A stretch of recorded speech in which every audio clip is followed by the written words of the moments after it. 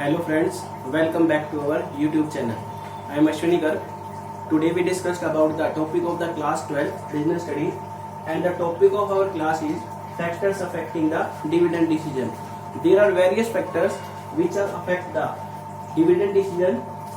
These are the earning, stability of earning, stability of dividend, growth opportunity, cash flow position, shareholder preference, taxation policy, stock market reaction, access to capital market, legal constraint, contractual constraint.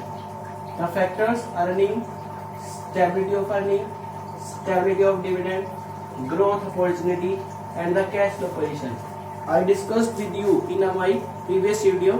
Today we discussed with you about the remaining factors: shareholder preference, taxation policy, stock market reaction, access to capital market, legal constraint, and the last one is contractual constraint. So now I will discuss with you the remaining factors which affect the dividend decision are the I already discussed with you the 5 factors. Today we start with the 6 factors of affecting the dividend decision. Shareholders preference.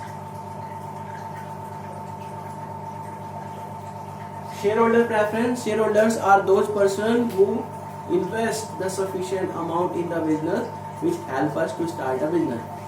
Shareholder preference means there are 2 types of the shareholders. First, shareholders who wants to earn regular income, and the second category of the shareholder who wants to earn capital gain. आपकी company में 2 type के share holders होंगे. एक share holder जिन्हें regular income चाहिए, और एक वो शेयर होल्डर होते हैं जिन्हें रेगुलर इनकम से कोई मतलब नहीं, जिन्हें कैपिटल गेन चाहिए. अगर आपके शेयर होल्डर्स फर्स्ट कैटेगरी के हैं तो कंपनी को क्या करना पड़ेगा? अपने उन शेयर होल्डर्स को सेटिस्फाई करने के लिए, रेगुलर इनकम प्रोवाइड करने के लिए उन्हें डिविडेंड डिस्ट्रीब्यूट करना पड़ेगा.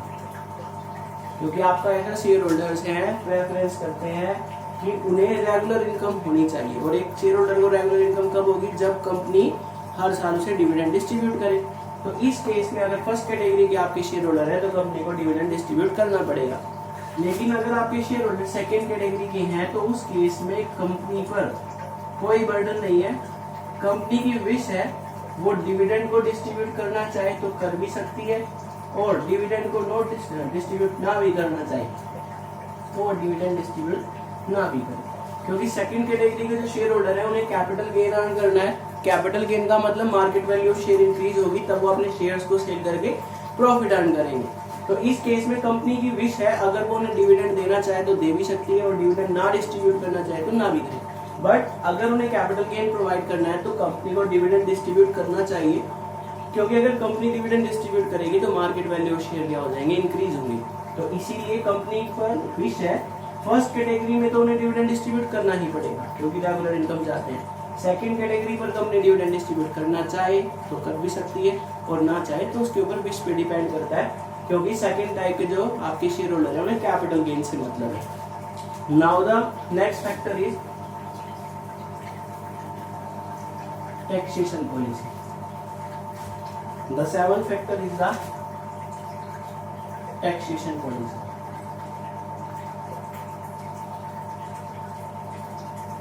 टैक्सेशन पॉलिसी का मतलब है कि बिजनेस ऑर्गेनाइजेशन में जो टैक्स है वो किस पर लगेगा. टैक्स जो है, कंपनी कभी भी डिविडेंड डिस्ट्रीब्यूट करती है तो जितना भी कंपनी ने डिविडेंड डिस्ट्रीब्यूट किया है तो उस पर टैक्स लगता है.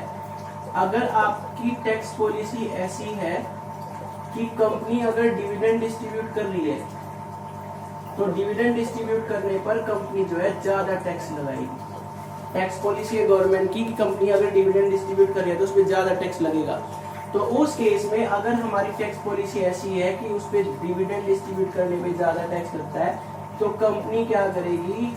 लेस डिविडेंड डिस्ट्रीब्यूट करेगी.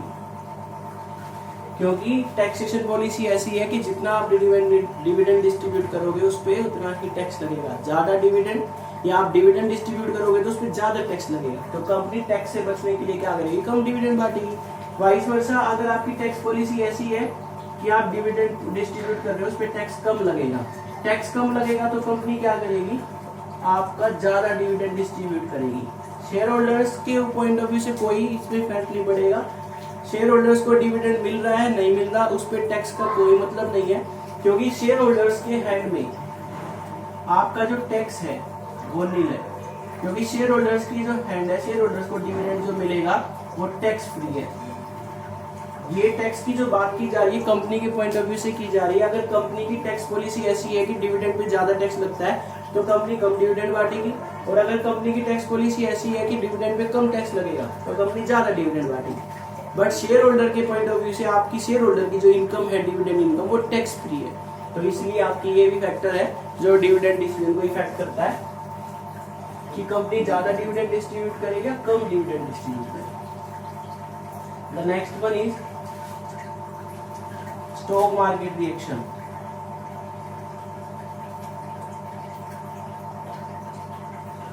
स्टॉक मार्केट रिएक्शन का मतलब है कि आपकी कंपनी ये चाहती है कि मार्केट में बुलिश ट्रेंड हो या बियरिश ट्रेंड हो,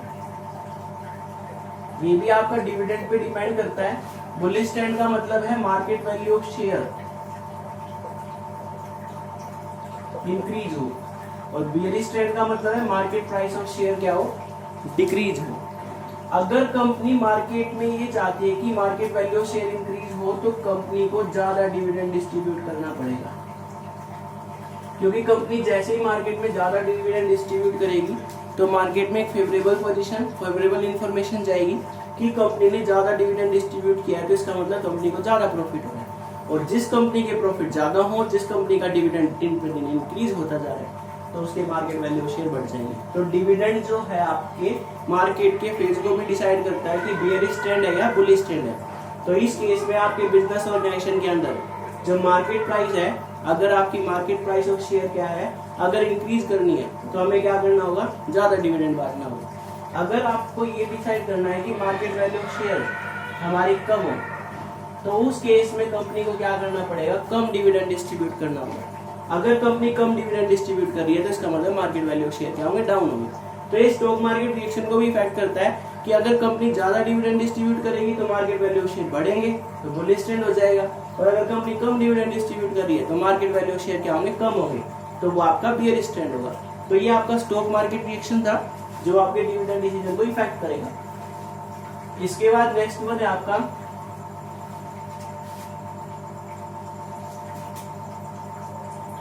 9 पॉइंट है access to capital market. Access to capital market का मतलब है कि आपको कभी भी मनी चाहिए, कभी भी आपको कैपिटल चाहिए, वो इजीली अवेलेबल हो जाए।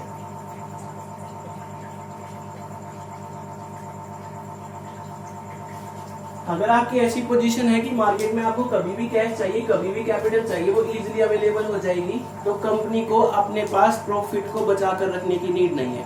तो कंपनी क्या करेगी, ज्यादा डिविडेंड डिस्ट्रीब्यूट कर देगी, क्योंकि कंपनी को मालूम है फ्यूचर में उसके पास बहुत ज्यादा चांसेस है कि जब भी उसे कैश की रिक्वायरमेंट होगी कंपनी मार्केट से कैश को अरेंज कर सकती है, कैपिटल को अरेंज कर सकती है। लेकिन अगर उसकी जो कैपिटल है, वाइस वर्सा केस कि उसे कैपिटल चाहिए और वो अरेंज ना हो, means not access to the capital market, आपकी कंपनी कैपिटल मार्केट से कैश अरेंज करने में सफिशिएंट नहीं है, कैपेबल नहीं है, तो कंपनी क्या करेगी, उस केस में ज्यादा से ज्यादा पार्ट अपने पास एज ए रिटेन अर्निंग रखेगी और मार्केट में क्या करेगी, कम डिविडेंड डिस्ट्रीब्यूट करेगी।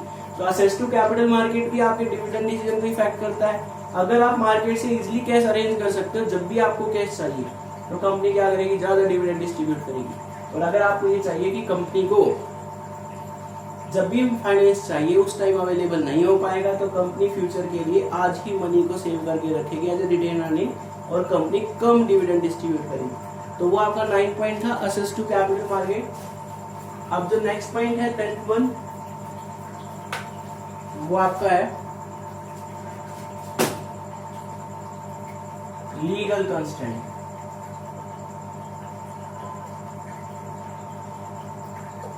लीगल कंस्ट्रेंट का मतलब है कि आपकी कंपनी को डिविडेंड डिस्ट्रीब्यूट करना है तो उससे लीगल पॉइंट ऑफ व्यू को भी कंसीडर करना पड़ता है। According to the section of the companies act, हमें कभी भी डिविडेंड डिस्ट्रीब्यूट करना है तो वो डिविडेंड कंपनी की पेड आउट कैपिटल से डिस्ट्रीब्यूट नहीं करना चाहिए। क्यों? अगर आप कंपनी की पेड आउट कैपिटल से डिविडेंड डिस्ट्रीब्यूट करोगे तो कंपनी की जो कैपिटल है वो कैपिटल रिड्यूस हो जाएगी, डिक्रीज हो जाएगी। इसलिए कंपनी की प्रोविजन के अकॉर्डिंग, कंपनी की सेक्शन के अकॉर्डिंग हमें कभी भी डिविडेंड डिस्ट्रीब्यूट करना है। वो लीगल कंस्ट्रेंट है, लीगल बाउंडेशन है कि कभी भी आप अपनी जो भी डिविडेंड डिस्ट्रीब्यूट करोगे वो पेड आउट कैपिटल से या कैपिटल से डिस्ट्रीब्यूट नहीं करोगे। आपको कभी भी डिविडेंड डिस्ट्रीब्यूट करना है तो वो डिविडेंड या तो आपका करंट ईयर का प्रॉफिट होगा उसमें से डिस्ट्रीब्यूट करोगे, या आपने प्रीवियस ईयर के जितने भी प्रॉफिट आपके पास बचा कर रखे आपने उसको यूज किया जाता है for the distribution of the dividend. तो एक टाइप से आपका जो लीगल कंस्ट्रेंट है ये आपकी कंपनी के डिविडेंड डिसीजन को इफेक्ट करता है कि आपकी कंपनी को डिविडेंड कैसे बांटना है। लीगल पॉइंट ऑफ व्यू से कंपनी अपना कभी भी डिविडेंड पेड आउट कैपिटल से डिस्ट्रीब्यूट नहीं करनी चाहिए। क्यों? क्योंकि उससे कंपनी की कैपिटल रिड्यूस होगी और मार्केट में जो है कैपिटल की एक्यूरेट पोजीशन नहीं शो होगी। इसलिए कंपनी को जो अपना डिविडेंड डिस्ट्रीब्यूट करना है वो हमेशा करंट ईयर के प्रॉफिट में से या फिर उसे प्रीवियस ईयर के प्रॉफिट में से जो भी प्रॉफिट है, करंट ईयर का प्रॉफिट और प्रीवियस ईयर का प्रॉफिट, उसको यूज करें डिविडेंड डिस्ट्रीब्यूट करने के लिए। तो ये आपका लीगल कंस्ट्रेंट था। Now the next and last point of the factors affecting the dividend decision is contractual constraint.